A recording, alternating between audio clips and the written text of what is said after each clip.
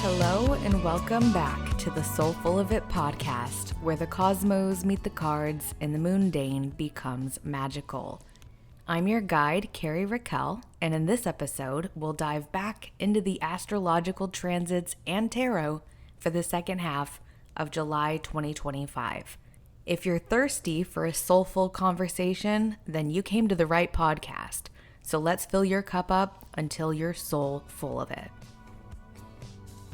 Hello, soul family, and thank you, as always, for taking time out of your unique, multidimensional human experience to chat about the cards and the cosmos with me. I've had a lot of big downloads coming through ahead of recording this episode, and I'm eager to share them with you. But before we begin, I just want to acknowledge what a truly transformational time we're all living in right now. It feels electric.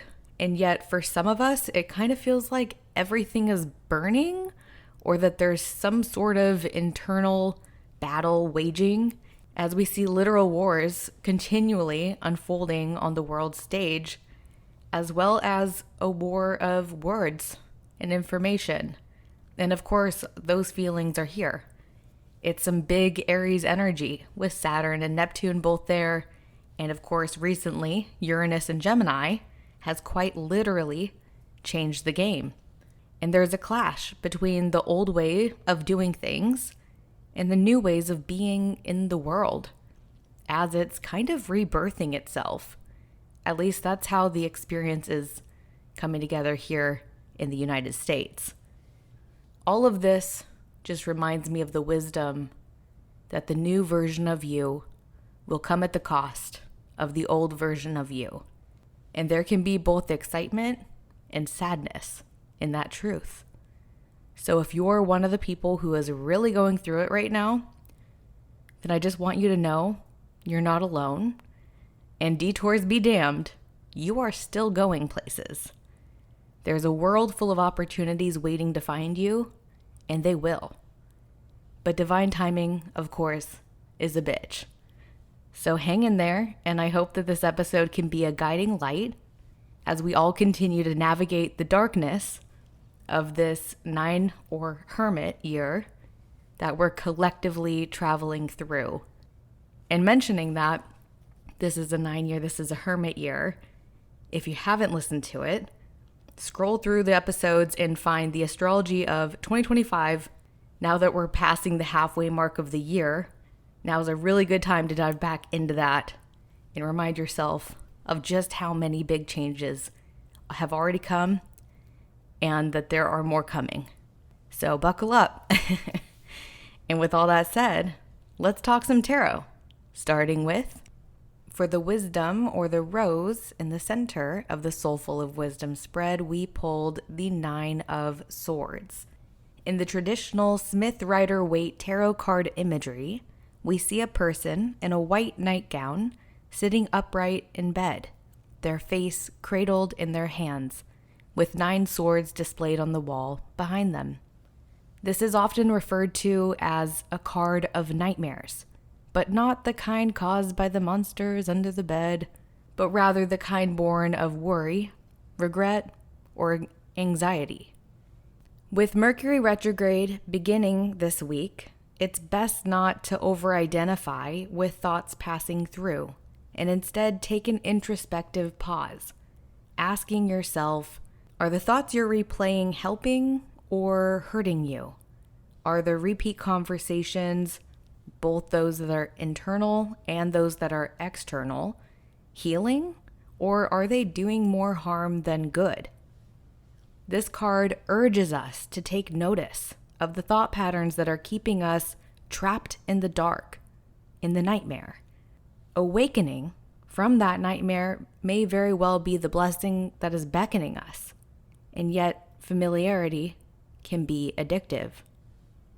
Sometimes we've gotten so used to the aches and pains and sorrows that we just keep rehearsing them. As the wisdom or the rose of this episode, this card brings the message that true clarity comes when we stop mistaking mental noise for truth. The liberation we seek may not come from solving every problem, but from shifting how we hold our thoughts, how we question our thoughts, and how we can witness them without becoming them. Next, for the attention or thorns, we pulled the Ace of Pentacles. Now, in the imagery of this card, a golden coin hovers in a divine hand, coming out of a cloud above a lush garden path leading to a distant mountain. Funny enough, I feel like I've never noticed the garden archway in this card, and it reminds me of a portal. And you can see those mountains through that archway, and perhaps that's indicating the adventure that awaits if we reach out and accept the invitation that this ace brings with it. Aces, of course, are about beginnings, and beginnings are often filled with growing pains, trying and failing, and the Ace of Pentacles carries the wisdom of slow, grounded magic as a pathway for real-world opportunities to take root. And what do you know? I said just last month in the June Part 2 episode that there was only one ace that we hadn't yet pulled for 2025, and here it is. Now, in the Thorns position, the Ace of Pentacles highlights the discomfort of waiting. We want the dream delivered now. DoorDash me the future, please. This is not the DMV. But this card whispers that what's coming is worth the wait, and not in like a weird Christian virginity kind of way. The challenge, however, is lying in having to just sit with the impatience and suspending our desire to get that instant gratification. There's wisdom in allowing the seed to germinate beneath the surface. This ace reminds us that real change doesn't rush. It roots, because slow magic is still magic. And some doors, or archways, only open when we've proven that we're ready to walk through them barefoot and brave. Unless you're going to go climb that mountain, in which case you should get some really good boots on. Now, following that, for the basis or root position, we pulled the Ace of Cups. A chalice overflows in the palm of yet another heavenly hand, with 5 streams of water spilling into a pool of lilies below. A symbol of emotional renewal, spiritual attunement, and a connection to the divine. Now, this may sound familiar, as we just pulled this card last month. It was in the guidance or sun position, and it was in the Part 2 June episode, and now it has returned to us as the root. Here, its message deepens. The foundation of everything we're calling in lies in the emotions that we haven't yet fully felt, or named, or honored, or some mix of all three. This card brings a message of attunement, a call to harmonize with ourselves and with others. You can think back to what was rising in your heart last month and ask yourself, what have you let yourself feel more deeply since then? I mean, it was Cancer season. And also, what emotions are still waiting for your permission to just exist? Now, whether that could be romantic, it could be familial, it could be purely platonic, this card is encouraging us to build an emotional foundation that is strong enough to withstand the winds of change through honoring our emotions, not armoring them. As a wise friend of mine often says, you have to feel it to heal it. And the Ace of Cups reminds us that when we allow our feelings to flow, we stop blocking the blessings that are trying to find us. Last but never least, in the guidance or sun position, we have the Knight of Cups. In the traditional Smith-Rider-Waite imagery of this card, we see a knight who is riding forward under a blue sky, carrying a golden chalice. He is a seeker of love, art, connection, and meaningful conversation. He's the one who brings the water when you didn't even know that you were thirsty. The Knight of Cups is a call to be open, to support, to softness, to the ones who meet you where you are and remind you that the mess, it's all a part of the magic. Knights also represent movement, and the Knight of Cups is all about embodied movement. So if you're feeling big feelings and you're not sure what to do with them, rather than hit replay on the Nine of Swords kind of thoughts that might make you spiral or disassociate by drinking alcohol or smoking a bowl, maybe you could take yourself out for a walk. Maybe you could roll out your yoga mat and drop it into a downward facing dog. Maybe you could put on some music and dance it out. Because the guidance of the Knight of Cups is simple, but it's sacred. Allow yourself to be as you are and to receive. Now, when it comes to receiving, that could be kindness, connection, or could literally be a cup of water on a hot summer day. And know that whatever you're going through, whatever emotions you are struggling to feel or maybe feeling overwhelmed by, you don't have to carry it all alone. And I would know, because my name is Carrie. So now that we have tapped the tarot, these tarot cards are making me thirsty. And it's time to talk some transits, starting with one that we've already kind of been hinting at here in the start of this episode and also in the last episode, which is on Thursday, July 17th. Shout out to my sister. That's her birthday. We have our second station of Mercury retrograde this year. As many of you likely know, Mercury, the planet of communication and information, has the most frequent retrograde cycle, as it occurs about 3 times each year.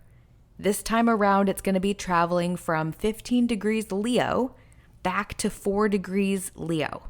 This is, of course, going to impact those who have Leo placements, but especially those with placements in the first half of degrees within the sign, between that 4 to 15 degree mark. Now, Aquarius, the opposite sign of Leo, you're also going to be feeling this one as Mercury has that opposition.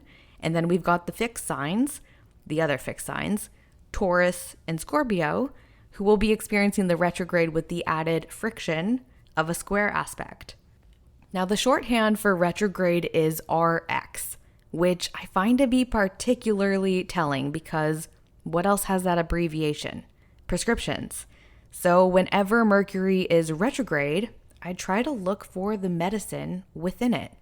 Leo rules the heart, and we're also nearing Leo season. So an invitation of this retrograde cycle is to say what you likely already said, but in a more heart-centered way. This is an opportunity for us to take the time to further develop and practice some very basic communication skills during this just over 3-week period. Because Mercury won't be direct until August 11th. Now, an example of the skills that I'm talking about is the human tendency to say you, pushing the focus onto the other person, to blame, shame, or judge them rather than using I. And I know, we have all heard it before. Use an I statement. But we have also all fumbled, ignored, or forgotten the wisdom of that advice when we've been heated and our emotions are fueling the words that we're speaking and they're coming out hot and not friendly. So I think it's always worth repeating. And that is so Mercury retrograde, to be repetitive. But repetition is one of the best ways our brains learn, like memorizing our timetables in elementary school math. 12 times 12 is 144, isn't it? Anybody else have that one down? I can't be the only one who just knows that out of the blue all the time. But back to what I'm trying to say here. Yes, an I message is always more effective than a you message, unless you're Soldier Boy. Where I think we as humans tend to struggle with actually applying it is that we don't name the feeling and own it. So here's a quick example of what I'm talking about. You could say, you never remember my birthday. Or you could say, I feel sad when you forget my birthday. Or another way that you could spin it, maybe in more of a positive tone and more of a focus on yourself, would be, when you remember things that are important to me, like my birthday, it makes me feel really special. Which isn't technically an I statement, but it holds similar medicine. And that's the message of this Mercury retrograde that I feel really called to highlight. The medicine, or the poison, of our words. The retrograde period is a chance to say it again, to repeat ourselves. And as we are all the authors of our own stories, it's up to us whether we repeat ourselves like a broken record, saying the same thing again and again, or take the same conversation that keeps coming up, allowing just that to be the repetition, and instead of saying the same, almost like scripted bullshit that we said before, we divert from the norm. We challenge the neural pathway that's there, whether that's a deep, many years old pathway or a fresh, like recent light snow covering the ground pathway. And we can use our voices as a vehicle for the winds of change. We can disrupt the status quo by defying our own instincts, or honestly, maybe it's just laziness to fall into the same old, same old. And of course, I'm talking about disruption. Uranus, the changemaker planet, she's now in Gemini. And the ruling planet of Gemini? Well, of course, that's Mercury. So while this Mercury retrograde is in Leo, those mercurial themes that are coming up on a larger scale right now collectively are definitely still at play here. The last thing I want to say about this retrograde is on the topic of it being in the sign of Leo. Because Leo is an expressive sign, known for leadership and maybe stirring the pot with a little bit of drama. But Leo is also a fixed fire sign, so it's quite stubborn. And Mercury traveling backwards through the sign of the lion these next few weeks and then forwards in the heart of Leo season, we're going to be getting an extended stay in the arena of expression and heart-centered play. During this time, notice, where are you when you feel most welcome to express your authentic self? Who are you with? What's the ambiance? What music is playing or what thoughts are passing through? These are little reminders of what sets your soul on fire. Very Leo, right?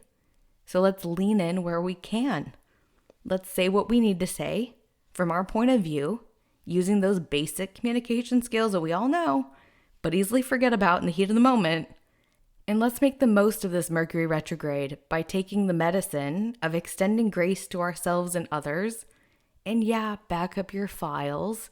And yeah, reread the text or the email before you hit send. Do those typical Mercury retrograde things. If you're traveling, get to the airport extra early just in case. And now that we have been talking about the Lion of the Zodiac, it feels like a perfect transition into our next transit. Because on Tuesday, the 22nd, the Sun enters Leo and Leo season begins. We are in the heat of the summer now in the Northern Hemisphere with Leo as our fixed fire sign that really stabilizes the season. And Leo season is heart-centered and it's high volume. It's ruled by the sun itself. So this is a time for us all to shine. It's the season of joyful expression, passionate creativity, and confident leadership, which is not to be confused or mistaken for arrogance. Where we have Leo in our charts lies an invitation to our unique center stage moments that are waiting for us to step into the spotlight and own it, even if the audience is just your inner child. Speaking of your inner child, this is also a great time to prioritize play, which of course I'm going to bring up because play was and is my word for the year. There really is some deep healing that can be found in laughter and in letting yourself be seen without shrinking, When I think about playing, I think about kids and how they're just shameless. And not in a bad way, like in a really inspiring and admirable way that reminds me, hey, I was once like that.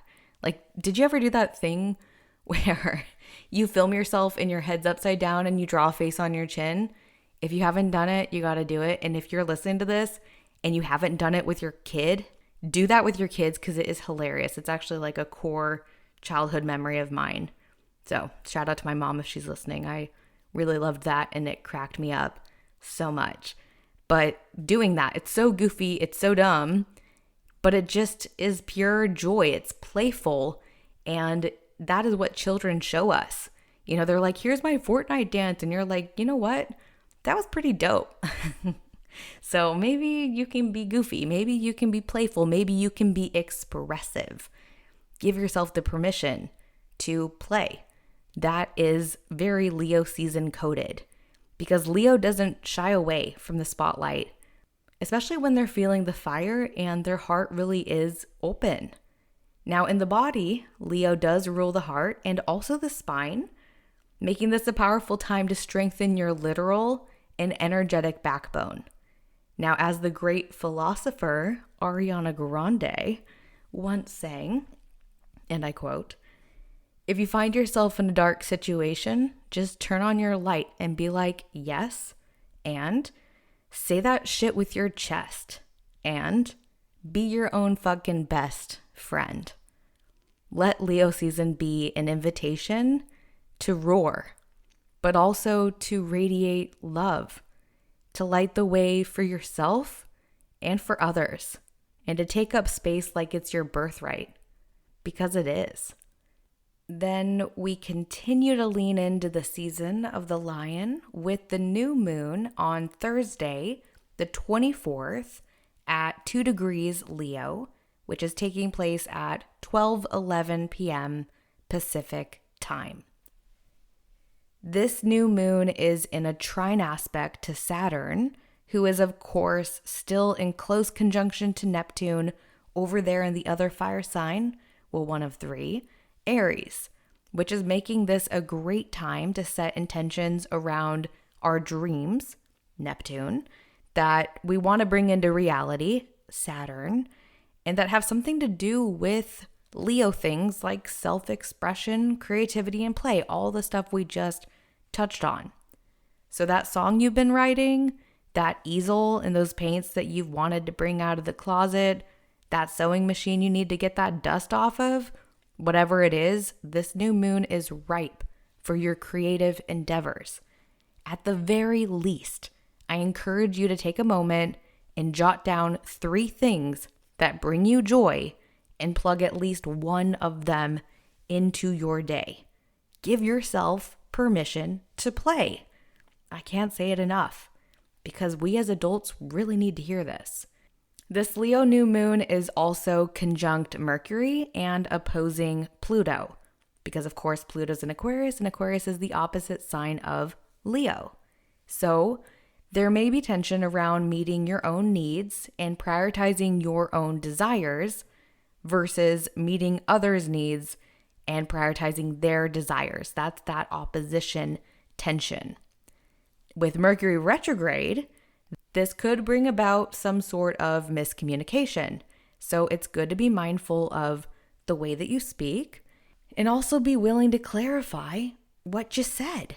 It's kind of like when you send a text message and you read it back and suddenly you're like, oh my God, this really seems dry. Or maybe it even kind of comes off rude and you realize that you just needed to add an emoji or a GIF to further express what you're trying to say. And I know that we've all got this very text message heavy culture going on these days, but sometimes it's just best to pick up the phone so that the other person can hear your tone to clear things up quicker. Now, in the backdrop of the new moon, we have Venus in Gemini squaring Mars in Virgo. This can heighten attraction and arousal, and it can also bring up conflict concerning ego and, of course, relationships. Mars is also conjunct the South Node, so if there is conflict, it might be the same fight that you've had before, just on a different day, which kind of seems like a theme here with the Mercury retrograde going on, right? So with that in mind, my advice is to bring awareness to when you are pulling the past into the present yourself and try to focus on the here and now as much as you can.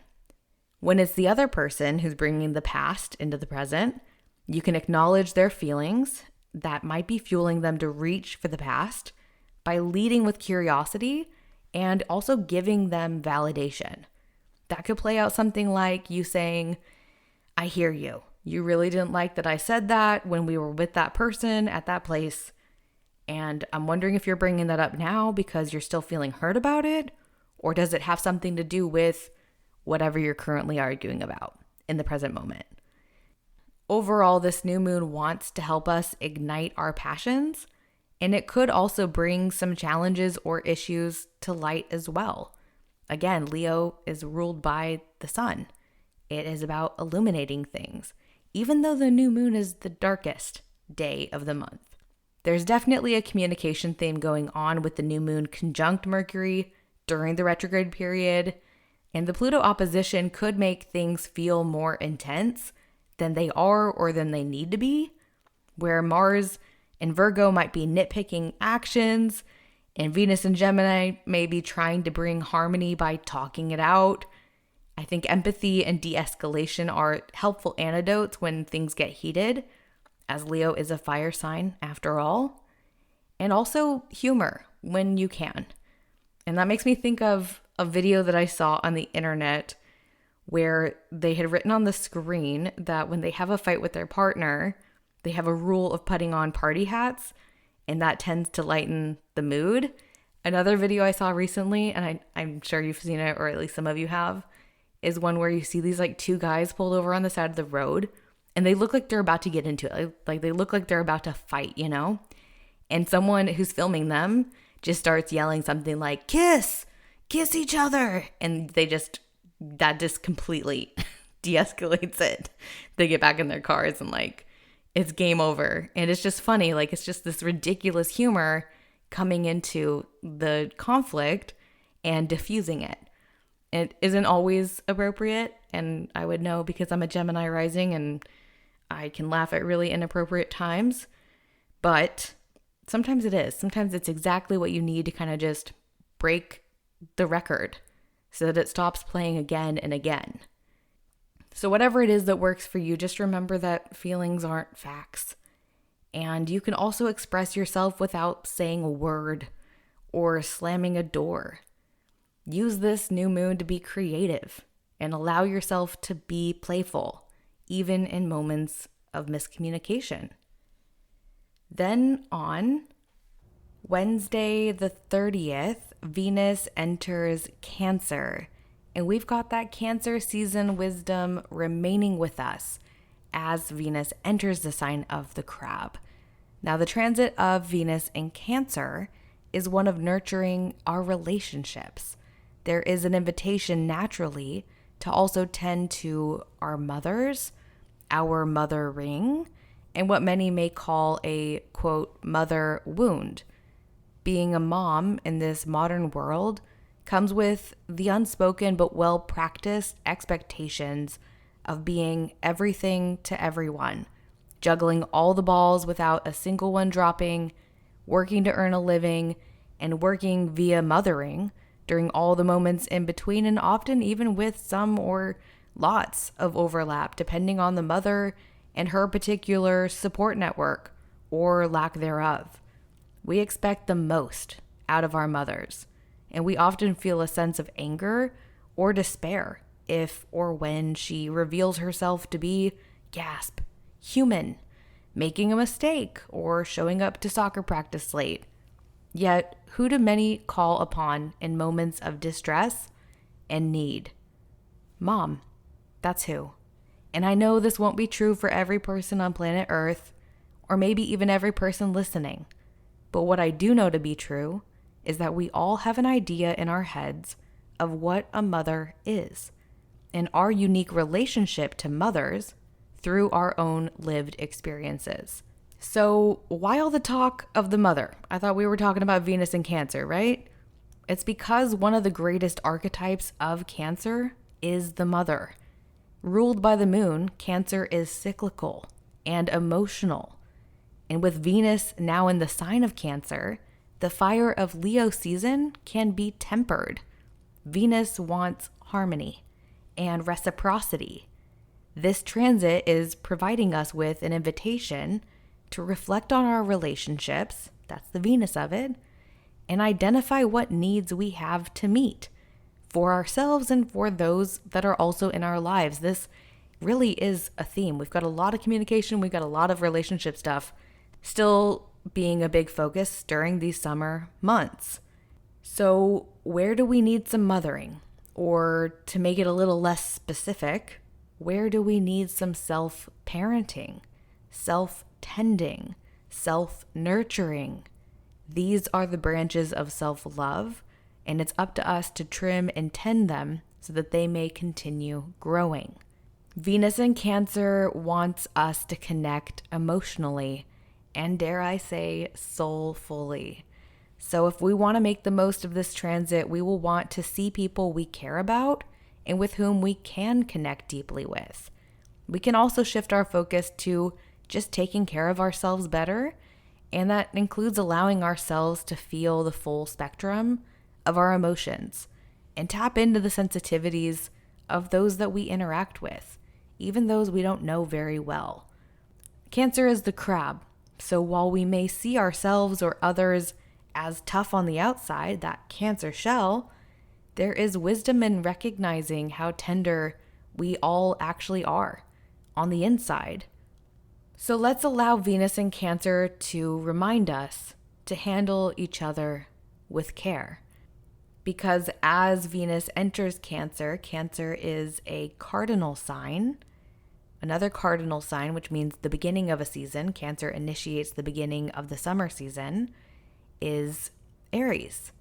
And who do we have in Aries? We've got Saturn and we've got Neptune in Aries.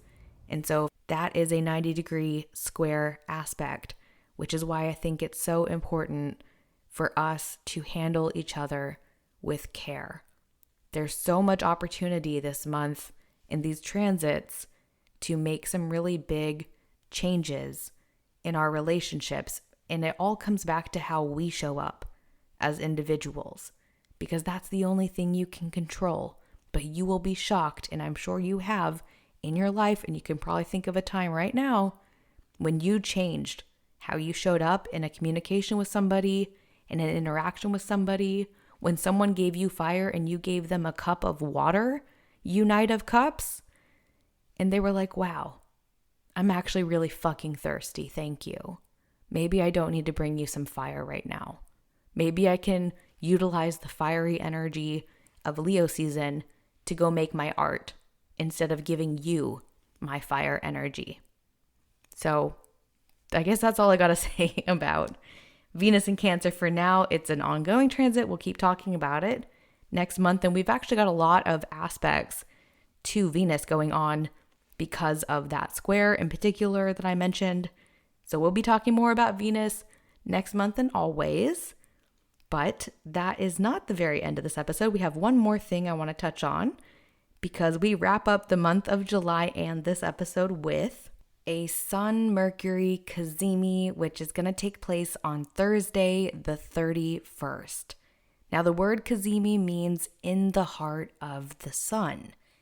And this moment, this day of cosmic clarity, can bring insight, understanding, and of course, with the sun, illumination to whatever Mercury retrograde has been unearthing, as this also marks the midpoint of the retrograde journey.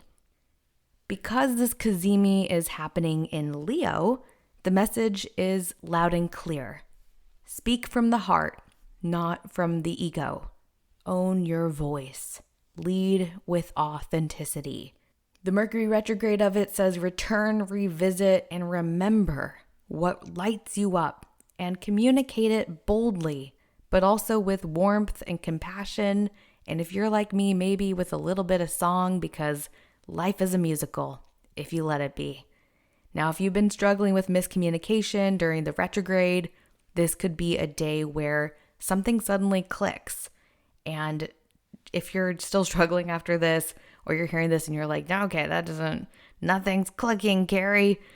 Just know that no retrograde lasts forever. Just like every day only has 24 hours, like the sun will rise, the sun will set, and this too shall pass.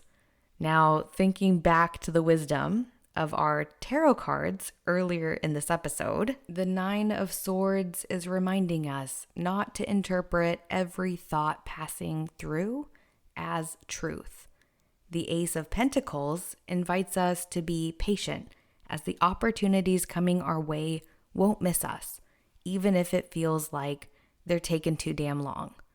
The Ace of Cups encourages us to soften the walls around our hearts, because when we let our emotions move through us freely, we can begin to create space for more love to flow in. And the Knight of Cups reminds us that movement is medicinal, and some journeys are better spent with someone by your side, making sure that your cup is always soul full. And with that, I'll catch up with you in August when we'll be talking about the Aquarius full moon and, yes, Mercury stationing direct. Until then, stay curious, stay grounded, and stay soul full of it.